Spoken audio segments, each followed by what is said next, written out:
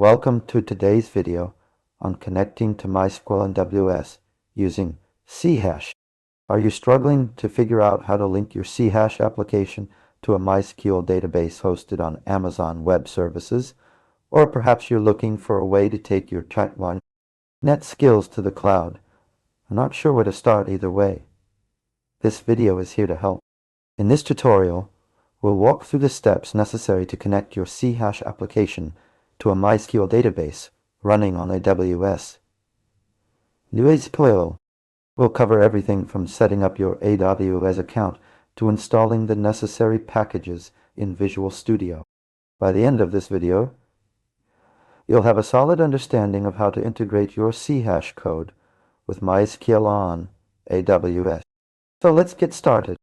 To connect to a MySQL database on AWS using Chash, we need to follow several steps.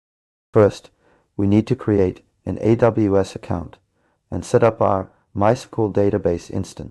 This involves creating a new RDS instance in the AWS Management Console and choosing the MySQL engine. Next, we need to install the necessary packages in Visual Studio. We'll be using the MySqlConnection net package, which provides us with the functionality needed to connect to a MySQL database from our Chash application. Now that we have our MySQL instance set up and our packages installed, let's talk about how we can actually connect to the database. This involves creating a new MySqlConnection object in our Chash code and passing in the connection string for our AWS RDS instance. The connection string will contain information such as the endpoint of our RDS instance, the username and password we created when setting up the instance, and the name of the database we want to connect to. We'll also need to specify the port number that MySQL is listening on. Once we have our MySqlConnection object set up, we can use it to execute queries against our MySQL database. This involves creating a MySQL command object and passing in the query string as well as the MySqlConnection object. Finally, let's talk about some best practices when connecting to a MySQL database on AWS using Chash. One important thing to keep in mind is that you should never hardcode your connection string into your code. Instead, consider using environment variables or a secure storage mechanism like AWS Secrets Manager. Another thing to keep in mind is that you should always close your MySqlConnection object when you're finished with it. This will ensure that the connection is properly released back to the pool and avoid any potential performance issues. So what did we cover in this video first? We talked about how to set up a MySQL database instance on AWS service using the RDS server.